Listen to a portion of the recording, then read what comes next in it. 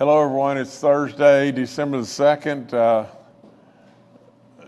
Very regretfully and unfortunately, I've got to read to you that we've lost 77 more West Virginians. The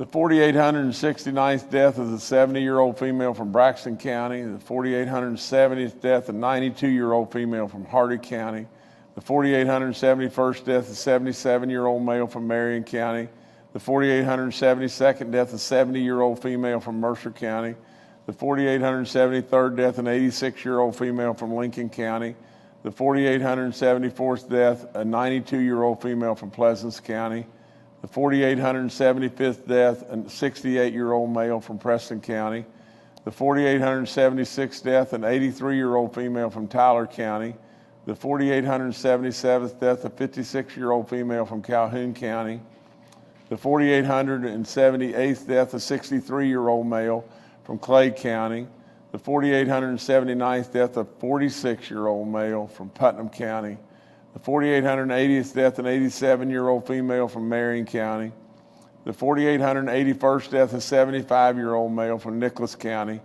the 4,882nd death a 96-year-old female from Mineral County, the 4,883rd death an 82-year-old male from Grant County, the 4,884th death a 72-year-old female from Kanawha County, the 4,885th death an 89-year-old female from Webster County, the 4,886th death an 85-year-old male from Mingo County, the 4,887th death a 71-year-old male from Ohio County, the 4,888th death in a 78-year-old male from Nicholas County, the 4,889th death a 64-year-old male from Ohio County, the 4,890th death a 79-year-old female from Mingo County, the 4,891st death.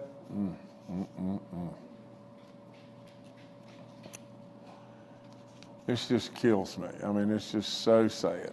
The 4,891st death, a 27-year-old female from Putnam County. The 2,892nd death, a 64-year-old male from Greenbrier County. The 4,893rd death, a 67-year-old male from Berkeley County. The 4,894th death, a 69-year-old male from Jackson County. The 4,895th death, an 86-year-old female from Marion County. The 4,896th death, a 55-year-old male from Raleigh County. The 4,897th death, a 51-year-old male from Kanawha County. The 4,898th death, a 73-year-old female from Lewis County. The 4,899th death, a 90-year-old female from Raleigh County. 4,900th death in West Virginia. It's unbelievable. An 86-year-old male from Cabell County. The 4,901st death, a 65-year-old female from Raleigh County. The 4,902nd death, a 68-year-old male from Berkeley County. The 4,903rd death, a 53-year-old female from Cabell County. The 4,904th death, a 76-year-old female from Putnam County. The 4,905th death, an 87-year-old female from Harrison County. The 4,906th death, a 68-year-old female from Kanawha County. The 4,907th death, a 77-year-old female from Kanawha County. There's 38 reconciliation deaths that we have in addition to the ones that I've already read. The 4,908th death, a 97-year-old male from Kanawha County. The 4,909th death, a 41-year-old female from Ritchie County. The 4,910th death, an 81-year-old male from Harrison County. The 4,911th death, a 69-year-old female from Logan County. The 4,912th death, an 83-year-old male from Cabell County. The 4,913th death, a 70-year-old male from Greenbrier County. The 4,914th death, a 79-year-old male from Mingo County. The 4,915th death, a 61-year-old male from Upshur County. The 4,916th death, a 75-year-old male from Raleigh County. The 4,917th death, a 69-year-old male from Doddridge County. The 4,918th death, a 67-year-old female from Wyoming County. The 4,919th death, a 102-year-old female from Wood County. God bless her in every way, and thank you so much for all the wisdom that you gave all of us. The 4,920th death, a 70-year-old female from Wyoming County. The 4,921st death, an 80-year-old female from Kanawha County. The 4,922nd death, a 47-year-old male from Wyoming County. The 4,923rd death, an 80-year-old male from Marion County. The 4,924th death, a 43-year-old male from Monongahela County. The 4,925th death, a 74-year-old male from Hancock County. The 4,926th death, a 73-year-old male from McDowell County. The 4,927th death, an 80-year-old female from Logan County. The 4,928th death, a 54-year-old female from Kanawha County. The 4,929th death, a 75-year-old female from Kanawha County. The 4,930th death, a 77-year-old female from Greenbrier County.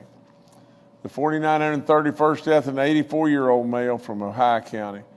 The 4,932nd death, an 83-year-old female from Ohio County. The 4,933rd death, a 74-year-old female from Mineral County. The 4,934th death, a 94-year-old female from Mingo County. The 4,935th death, a 59-year-old male from Mercer County. The 4,936th death, a 52-year-old female from Mercer County. The 4,937th death, a 77-year-old female from Hampshire County. The 4,938th death, a 51-year-old male from Preston County. The 4,939th death, a 78-year-old female from Mercer County. The 4,940th death, an 83-year-old female from Hancock County. The 4,941st death, a 78-year-old male from Mineral County. The 4,942nd death, a 52-year-old male from Wyoming County. The 4,943rd death, a 93-year-old female from Kanawha County. The 4,944th death, a 72-year-old female from Nicholas County. And the 4,945th death in West Virginia is an 84-year-old male from Summers County.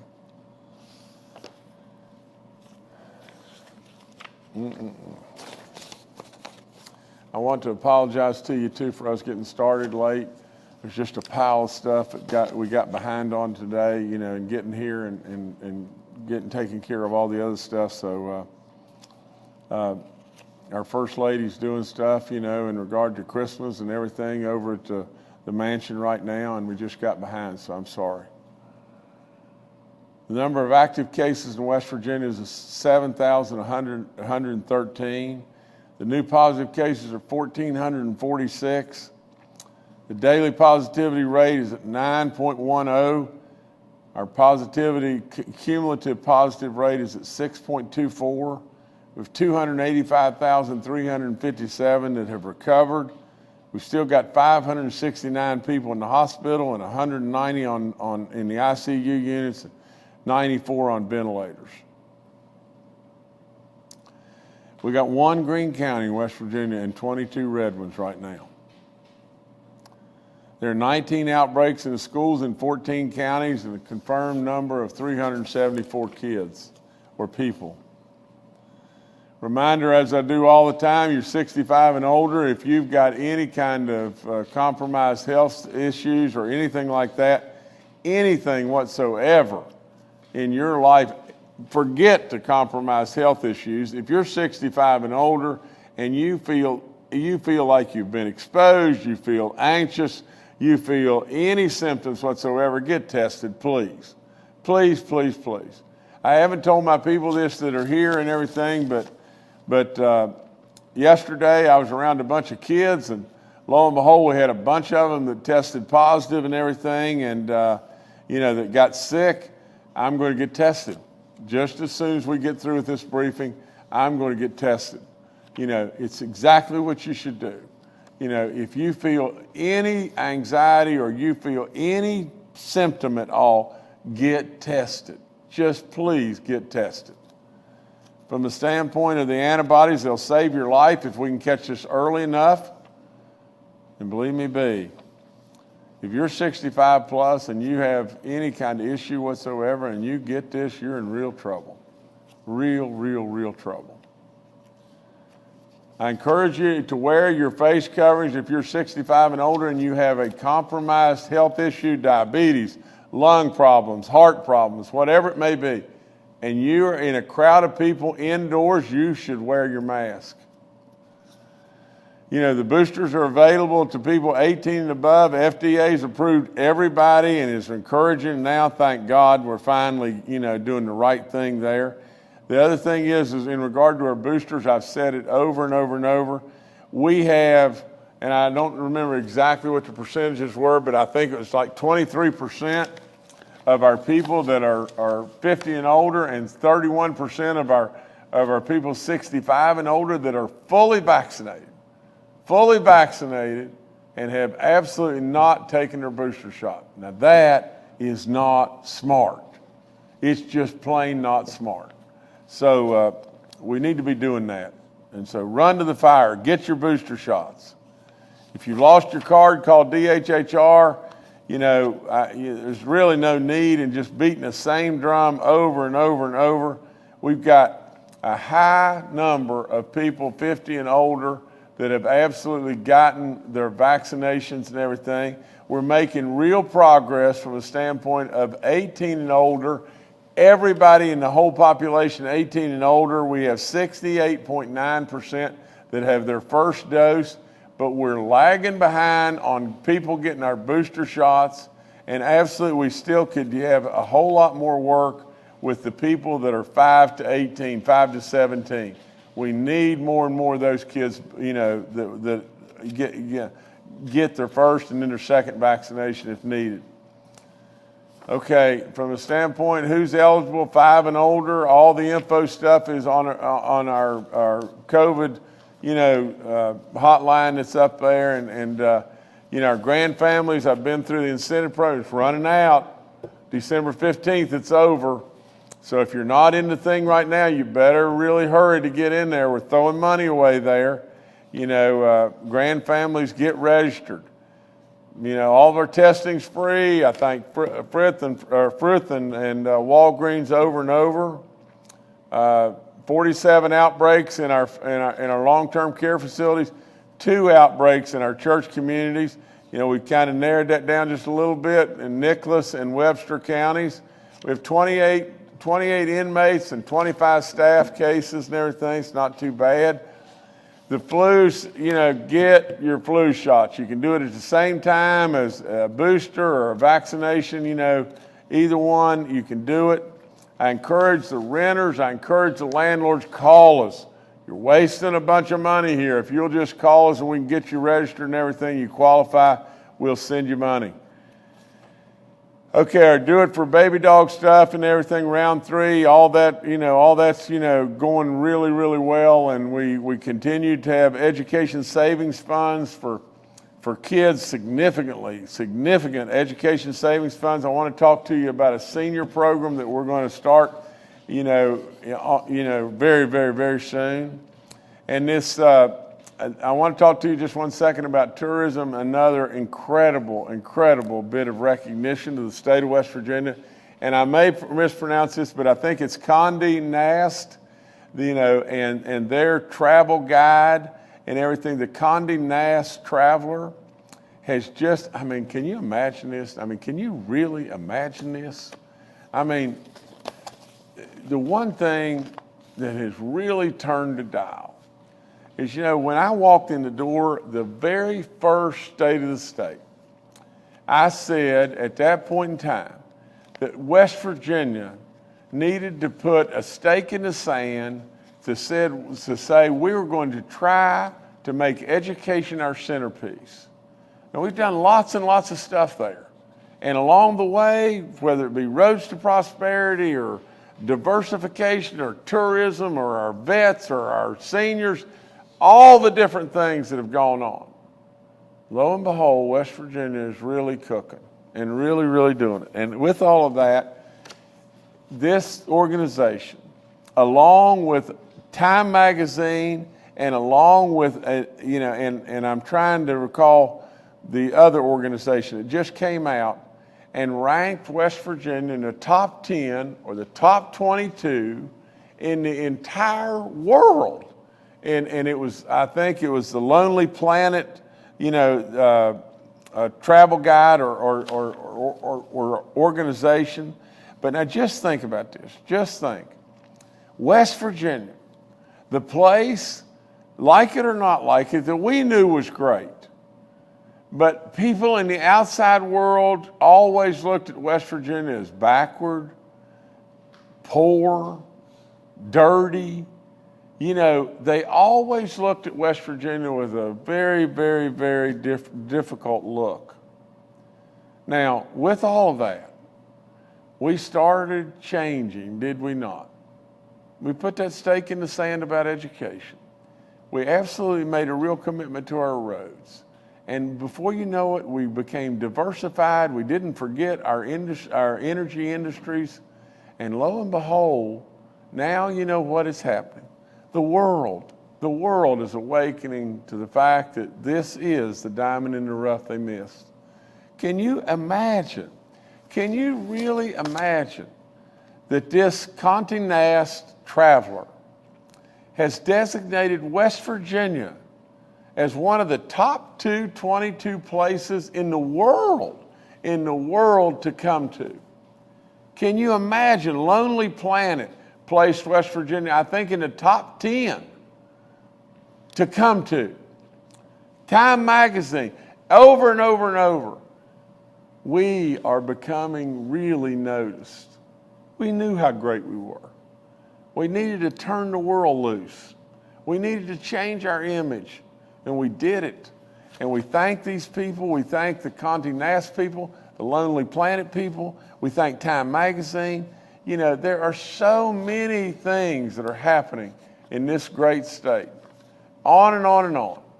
We have a new national park. So many great things that are happening here. Look at all the upgrades we've made to our state parks. Look at all that is just happening. For crying out loud, I was with yesterday some people from Chicago. Those people were from Chicago, and I was trying to do anything and everything I could to pick their brains and everything and see just how many more opportunities West Virginia could really develop. One of the things they said, we've been in West Virginia the last couple of days, and we've been all over West Virginia and all these roads and hollows and mountains and everything else, and we cannot imagine. We can't believe the quality of the roads. The roads are unbelievable. God knows I wish we had this in our state. It's good stuff, really good stuff. I've got some more good stuff or people to recognize here.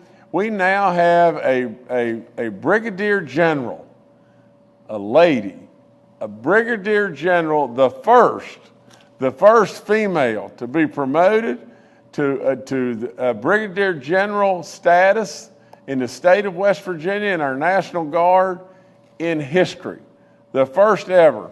So we congratulate in every way our new Brigadier General, and I hope I pronounce this right, Munger, but she is absolutely the first in history, and we think it is just wonderful beyond belief.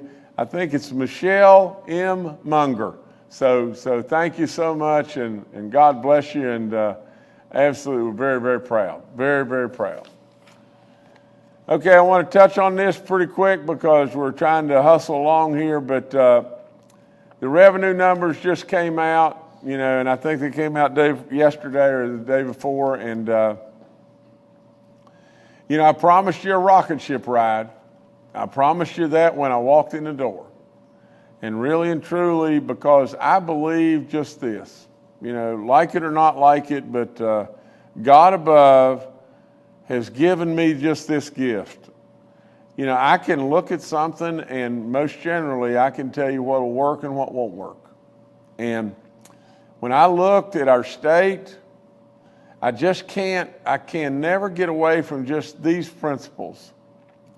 The best people on the planet, the very best people we have. We're located in the sweet spot. We're not very far from 2/3 of the population of the country. 4 unbelievable seasons and unbelievable natural resources beyond belief. How in the world could we pitch 50th over and over? And so we started.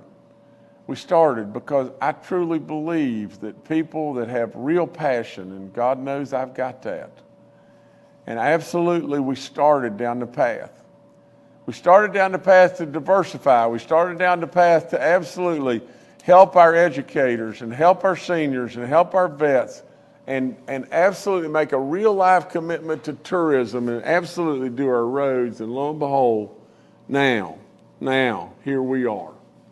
And the rocket ship ride that I promised, you dadgum right. You're riding it right now. Lowest unemployment numbers in the history of the state. Revenue numbers that are the highest, the most historic in the history of the state. And there's lots more to do. And all we got to do is absolutely stay the course. Stay the course. We did it without a whole bunch of growing government and wasteful spending. We did it. Now, what we need to do is just continue to absolutely make this multiply and understand there's still rocks and there's still folks out there that we really need to help. There's rocks that need to be flipped to understand exactly who we can help and what more we can do. Absolutely. Absolutely. $1 billion rainy day fund and on and on and on. You know, lots of people have put in a lot of licks. I thank all those that absolutely put in the licks, and we've got more and more and more to do. This is one hell of a ride, and it's just going to get better. I think I got a couple more things. I want to talk to you just 1 second about a senior incentive program, and this came from General Hoyer after our briefing on Tuesday. But General Hoyer said, "How about this? How about, because we have a big lag going on right now with our seniors that have that are older, over 65 or over 50." That absolutely are 23% or 31% have taken their booster shot. People that are vaccinated have taken we have a real serious need to motivate them in every way to get that going. And so we're putting a program together where we're going to go to all 55 counties, or we're going to do something in all 55 counties, and with all of our seniors there and everything, to do more and more and more to promote them to get the booster shot. But we'll let you know a little bit more about that in the days to come. But we're working it, and that's what we're going to keep on doing. That's all I've got. All right, thank you, Governor. Dr. Clay Marsh, retired Major General Jim Hoyer, and Dr. Ayn Amjad are joining us today and are available for questions. We'll go straight to questions from members of the media. The first today from Veronica Obey with WDTV. Thank you and good morning. I just had one quick question. When it comes to travelers, do we have a way of tracking them and knowing who may have visited places that have been exposed to the Omicron variant? And if not, is there a plan in place to find out that information, or how can it be tracked in general to know when it enters the state? Thank you. Either General or Dr. Marsh, one of you guys, please. Clay, I'll take a shot at it. Veronica, we don't have a specific system that would track people when they come across the state lines into West Virginia. So we rely on our epidemiology system and testing.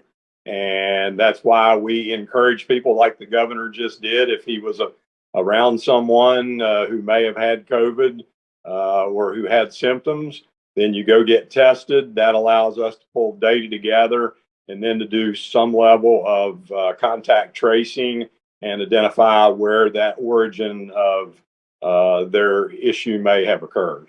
Thank you. Thank you, Veronica. Next, we'll go to Katie Coyne with the Charleston Gazette-Mail.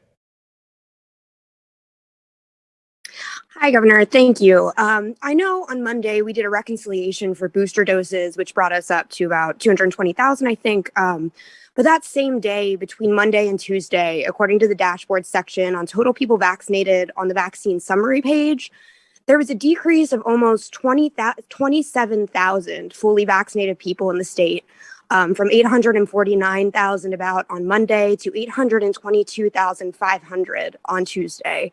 Our vax rates haven't been that low, about 48.5% of eligible residents using those numbers from the dashboard since October by my counts. And another part of the dashboard says there are almost 867,600 fully vaccinated people here. So my question is, exactly how many fully vaccinated people are there in West Virginia? What is the reason for these changes and discrepancies on the dashboard? And what are we doing to ensure these statistics are being accurately shared with the public? It's Katie, right? Katie,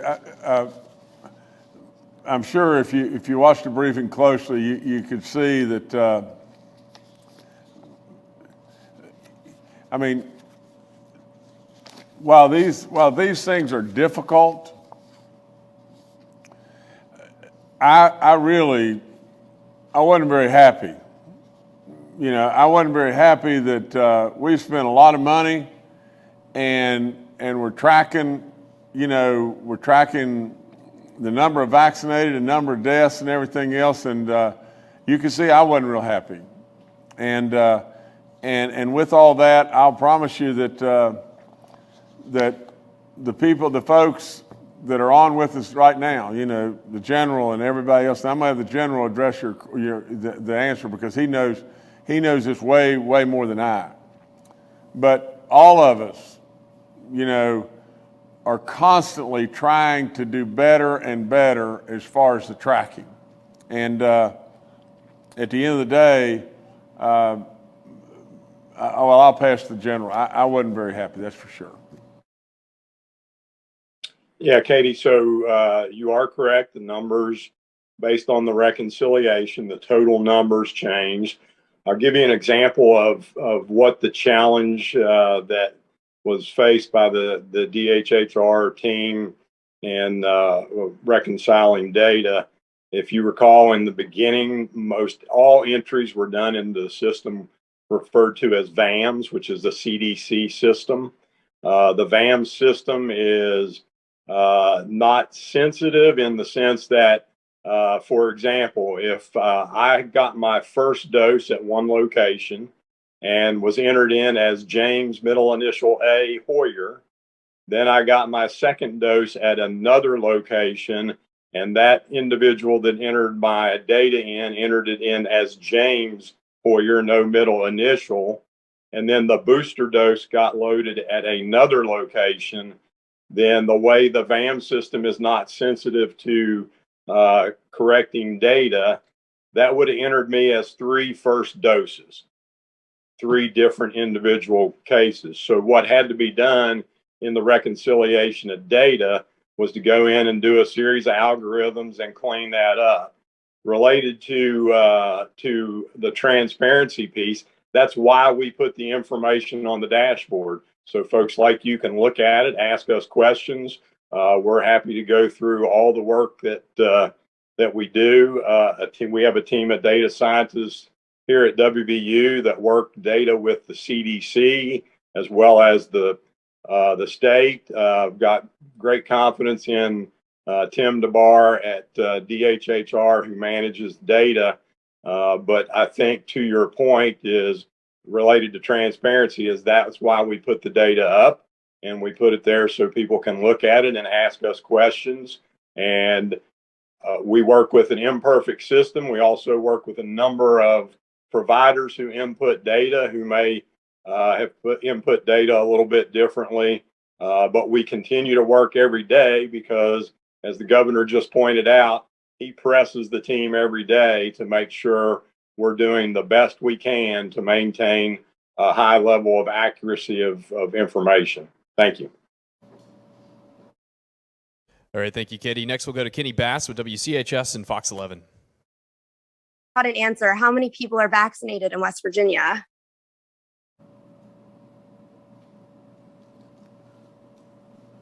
General. Katie, if you go to the front number on the front of the facing website, that is I'm on it. Are you there? That is the most accurate number. If you look at the total numbers of vaccinations in that chart will give you the most current information that we have based on reconciliations at this time. All right, thank you, Katie. Next, we'll go to Kenny Bass with WCHS and Fox 11. Thanks for. Hello. Thank you for taking the question. I was just as we're getting into the first week of December and then moving, of course, through the calendar and the holiday season, and I wanted to ask I don't know, whoever's looking at the data, maybe General Hoyer, maybe some of the medical folks, if they're starting to see any type of impact from the Thanksgiving holiday season, that week off where people might have taken off and then started gathering. If there's any kind of data or any type of early bells that are going off that you're seeing something that could indicate we're going to have a little bit of a surge from the Thanksgiving holiday. Thank you. Maybe Dr. Amjad or General Hoyer, you're pretty popular today. I can start, Governor, and then if Jim wants to add anything, Kenny. I do, because we look at the dashboard several times a day and talk to our teams out there. And when I glance at it, I see anywhere from 300 to 500 additional COVID cases every day. So to me, that's alarming. We do realize that a lot of labs and information were closed during the holidays, so some of it might be a little backlogged, but our hospital numbers have stayed steady in the mid 500s. Our cases seem to go up. If you look at the dashboard, and you tend to write these down every day, but every day we see anywhere from 300 to 500 more cases in the last week. And then we know with travels and holidays, most people are likely exposed possibly to more people. But I would say, yes, I'm a little concerned. All right, thank you, Kenny. Next, we'll go to Charles Young with WV News. Hi, this is Charles Young with WV News. I wanted to ask about the outbreaks in our nursing homes that we currently have. Do we have an idea of the source of those outbreaks? I know that, our nursing home population, were some of the first to get the vaccines, were the first to, be offered the boosters. So is this being brought in by staff members? Is this visitation from members of the public coming in? How are these getting into the nursing homes? Thank you. I think Charles, General Hoyer had to drop, had another meeting he had to run to and everything. Maybe Clay, you could answer. Can you answer this, or I can't answer that. Thank you, Governor, and thank you, Charles. Ein is probably the person in the best position, but one of the concerning issues that we are looking forward to, again, as we start to scan other places to give us insights on what's going on, we know that as the weather has gotten colder and people have gone inside more, whether it's in Europe or whether it's in Michigan or Wisconsin or Minnesota, we are seeing an increase in the number of cases. So we would anticipate that we will continue to see that. And we're very worried about the hospital capacity, as we talked about in great length last time. So we know that it's really important for a best protection status for all West Virginians who haven't been vaccinated, and that includes, family members visiting folks in nursing homes, people working in these facilities, as well as generally in our state, to make sure that if you're vaccinated with first and second doses and you're 6 months after that for Pfizer and Moderna, or 2 months after J&J, you get boosted, because we know that the potency of the immune response is not up to speed if you're in that 6 months after window. And the Omicron variant, which is the new variant that was initially identified in Africa, now we found our second case. And that case is in Minnesota, and the travel of that person was to New York, was not out of the country. So we know that the Omicron variant is also in our country and will become active in the upcoming weeks and months, which is even more reason to fully vaccinate and to boost people of all ages, as the governor said.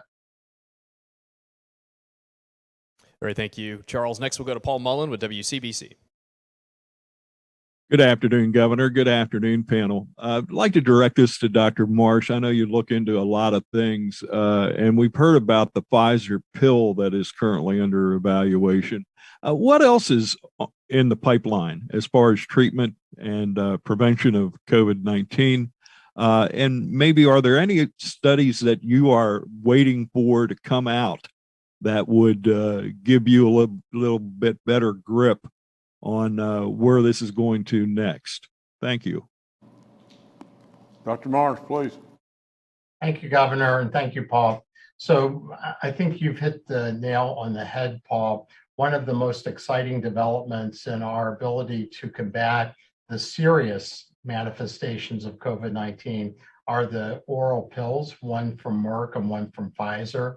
In the clinical studies done, the pill from Merck has performed less well than the pill from Pfizer, but still offers a significant advantage. These pills don't have an impact or are not impacted by the mutations, say, that the Omicron variant has or that the Delta variant has, and they work more specifically on the really key parts of the virus that cause the virus to be able to replicate and to live. And in clinical research studies, the pill from Merck, which just, I think, got thumbs up from the FDA, waiting for the CDC, reduced severely symptomatic disease by 30% and reduced deaths by 90% in people that tested positive within 3 days of their symptoms starting. And the Pfizer pill, which is a combination pill, and it's called Paxlovid, it performed at an 89% benefit in preventing severe symptomatic disease and 100% in reducing deaths in people that took it within the first 3 days of symptoms. So these oral pills, which will be prescribed, are really important. But as the governor said, as we've talked about on this brief as well, the critical factor there is to identify people very early in the course of their infection and to get them treatment right away. So that first 3-day window is really critical. And so we're waiting for the FDA and the CDC to approve these two drugs. The other drug that is encouraging, although the new variant, Omicron variant, is making this, we'll have to wait and see, is an injectable antibody formulation from AstraZeneca, where the antibodies would be injected twice like a vaccine, and this would be done in people who are immunocompromised, and it would give them a more lasting protection. So it wouldn't be like an immunization, which would make their body make the response. This would be giving them an antibody cocktail that would last for 6 to 9 months. So as the Omicron variant is tested to make sure that the antibodies still work, this will be a preventive treatment for people who are immunocompromised who may not respond to the vaccine as well. But as we've said, the key is full vaccination. And if you're eligible, please get boosted. We have way too few people getting booster doses in West Virginia, and we have a highly vulnerable population. So that should be our number one priority. All right, thank you, Paul. Governor, I'll turn it back to you. Well, I think I can wrap this up pretty quickly by just saying just this. It's going to get cold. That's all there is to it. It's going to get cold. We're going to be indoors more. We're going to be at basketball games. We're going to be at lots of places and everything, at Christmas dinners and wherever it may be. Absolutely, without any question, there's more variants out there. Absolutely, the Delta variant is incredibly infectious. You need to be vaccinated. We have said it 10 million times. That's all there is to it. But at least the folks that are vaccinated, please listen to me and get your booster shot. Get it right now. There is no question in the world. Nothing you are doing right this moment, nothing that you're doing right this moment is as important as you going to get your booster shot. That's all there is to it. And the last thing I'd end with is just this. Yesterday, I'm exposed in to people that actively now are sick and have COVID and was exposed on Friday as well. Same people. And lo and behold, you've got choices. Now you can just sit back and wait till you feel bad or whatever, but if you have any anxiety, and I do about this, and I'm going to get tested right as soon as we get through here, I think with the free testing that's available to all of you out there, you ought to listen to me. And absolutely without question, if you have any symptoms whatsoever, go get tested. Go get tested. If we catch this thing early, it's not a bad thing. But if we don't catch it early, you're in real trouble. That's all there is to it. That's all I got. And, just hang in there, West Virginia. We're going to get through this, but we got to get through it the way we've got this far. Pull the rope together. Pull the rope together. Think about little baby dog, just 1 second. Think about her face. She makes you smile, and she absolutely loves everybody. And if we could just follow those rules, try to make other people smile, or yourself, and love everybody. Absolutely don't judge, just love everybody and try to help. Pull the rope. Thank you so much.